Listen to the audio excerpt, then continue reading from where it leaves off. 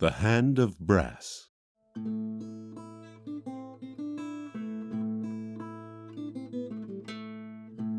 Episode 19.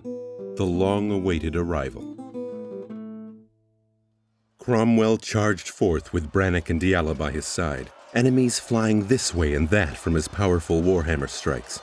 Cromwell truly was a brutal force to be reckoned with. With his shield, he bludgeoned one foe, while shattering the skull of another with his hammer. The Berenian forces held back the marauders invading the marketplace. Without this marketplace, the food supply would be completely cut off.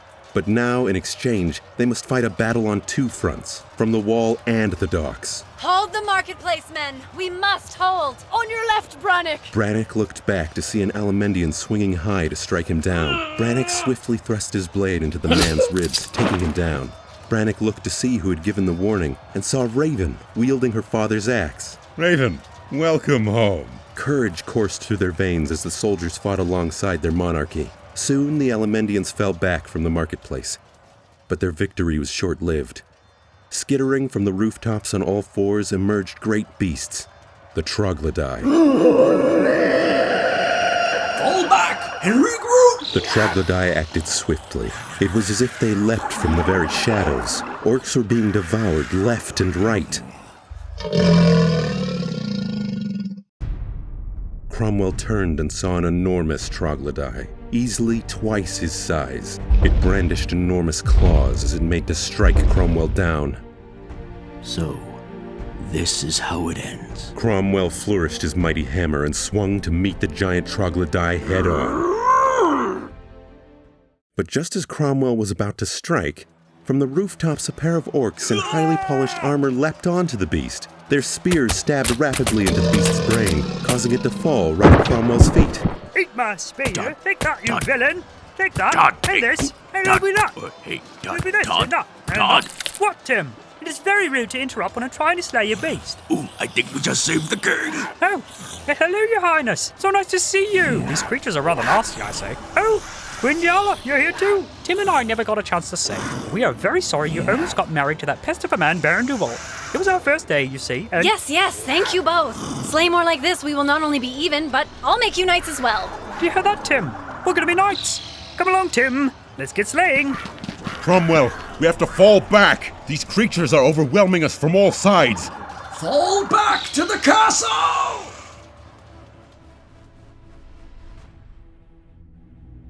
Duncan walked through ankle-deep water, wading his way through a cavern filled with steam. The steam was so thick he could barely see in front of him. He did not know exactly where he was going, but he trudged on. Duncan turned a corner where the steam dissipated a bit, and he saw two figures. Coming closer, he made out that it was Alis and Minos. Minos stood with his back to Alis, holding a black scepter in his hand. Surrounding them were the bodies of 10 beings. He could not see well enough through the steam to make out who they were. Minos, what have you done? Father said they were against us. I wanted to tell them that they were all wrong. That Father doesn't want to end things. He wants to rule in balance. They wouldn't see things the way I see them. The way Father sees it, you mean? These mortals down below need a ruler. The creatures Father created are meant to guide them. The pestilence keeps them docile and obedient. It is my destiny to rule them. A watcher such as yourself should be able to see this. Father is waiting. I must go. Can't let you go. Not now. Not after what you have done to our brothers and sisters. Alis pulled a scepter of brass from his tunic. It extended into a spear. Minos' scepter responded in kind. Don't make me kill you, Alis. Please. I don't want to lose you too. Alis stayed at the ready. They stood eerily still, waiting for one to act before the other. Anguish broke across Minos' face as he struck first, thrusting his spear at Alis' heart. Alis sidestepped and parried Minos' weapon away. They both pulled back to strike. A loud clang as their spears struck one another. Alis' brass spearhead broke off and fell into the cloud of steam below their feet. There was a pause in the fight. Alis remained on the defensive, but Minos hesitated. His face was pained with doubt and agony. He looked at the black spear he held, and tears of regret streamed down his face. Taking in the bodies of his siblings that littered the ground, Minos cried out with a wail of sorrow. The steam suddenly consumed them. Duncan blinked, and all the steam and water had gone. Duncan was standing in a hut lined with animal furs. Ahead of him, sitting cross-legged, was Constantine. Duncan, we finally meet. At least in the mortal realm. I saw you in a vision when I first put on the brass hand. The great beyond has weaved our destinies, as it would seem. Thread by thread, it has brought us closer and closer. Please, sit. Duncan sat down cross-legged, mirroring Constantine. How have you done this for so many years? Seeing these visions of things that may come, how do you cope with this burden? I am honored to be asked a personal question.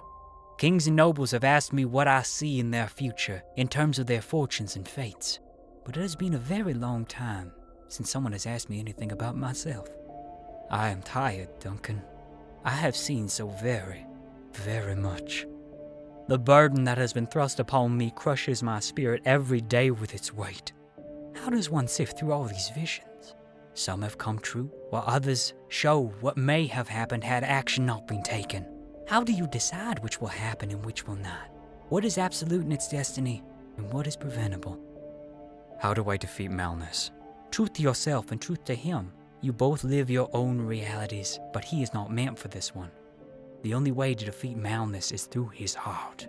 His body is like that of stone, but his heart is soft and malleable. Thwart that, and we are brought salvation. I do not know if I have the strength to do this. When I had no destiny, I had all the time in the world. Now that I have purpose, I feel I don't have time to ready myself for what is to come. We all wish we had more time when time is all but gone, but that is how we thrive as mortals. The pressure the divine thrust upon us is what allows us to fulfill our destinies. Don't overthink it. Act in the moment. Act true to your senses. I wish you luck, Duncan. I have been privy to destinies not meant for mortal eyes, but not even I know how this would all end.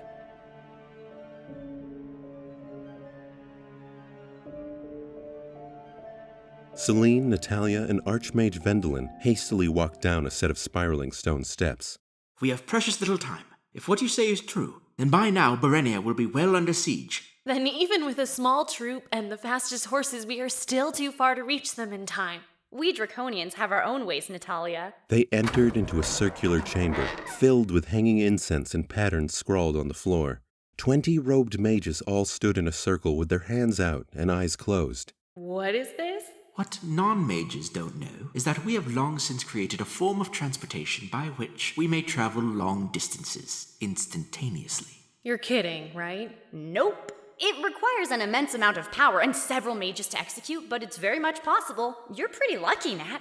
You're probably the first non-mage to privy this ceremony. Celine, when we get there, I will need you at the top of your game. Every spell in your arsenal will be needed to channel into the flames of Adon.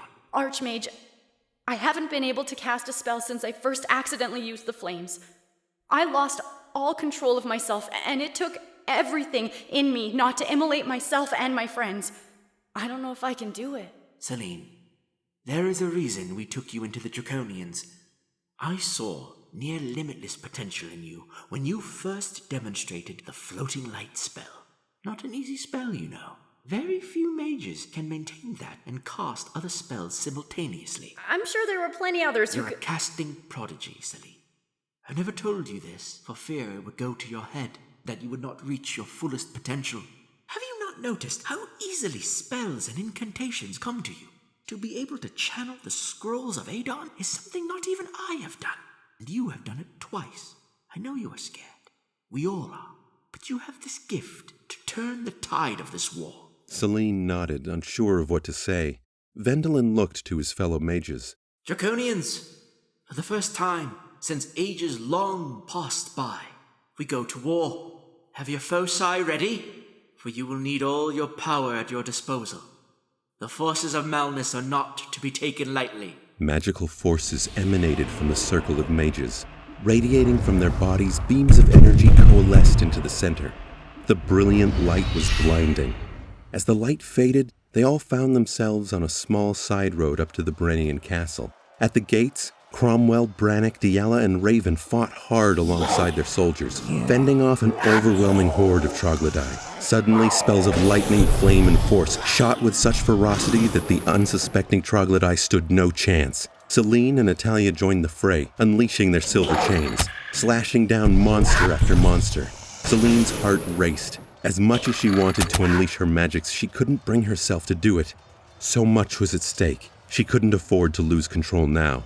You made it! What happened in Elvidia? Do we have their allegiance? Peasant King, allow me to introduce you to my former teacher, Archmage Vendelin of the Draconians. It is a unique pleasure to meet you, Peasant King. The Draconians! The honor is all mine, I guarantee you. You truly are a Chancellor's daughter. With this new force, we can hold back the enemy at the docks. Raven, Natalia, and I will guide the mages down there. If we do not act fast, we will be overtaken and pincered between two fronts. Go! Adon be with you, Brannick. And you as well, old friend. It's time to kick some Alamendian ass. I couldn't agree more. Brannick, Raven, Natalia, and the Draconians fought their way through hordes of Elemendians, the Draconian spell slingers cutting a trail all the way to the docks. Brannick's heart sank as he looked to the waters. Fleets upon fleets of Elemendian ships were encroaching. He ordered what few troops he had left and a handful of mages to the already docked ships to overthrow them, but as his men charged, he felt cold. Very cold. His breath hung in the air. He looked to Raven and Natalia, their eyes wide and locked on the skies. Brannick looked up to see Tatiana, standing solidly on the air above them. Her aura of frost was slowly sweeping out across the city. They could all feel their bones and sinews stiffening as their bodies slowly locked up in the cold. The mages then unleashed hell on the Frost Witch, but the spells seemed to boil away before her.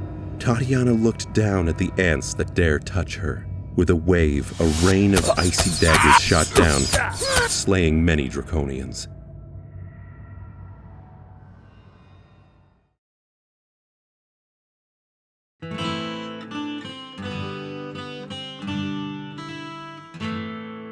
Hey there, thanks for listening. If you really enjoyed what you heard, leave a rate and review, and keep up to date with us on Instagram, Facebook, and Twitter at The Hand of Brass. And if you want to support us further, check out our Patreon. You can get exclusive access to bonus footage, behind the scenes, interviews, and more. Thanks again for listening.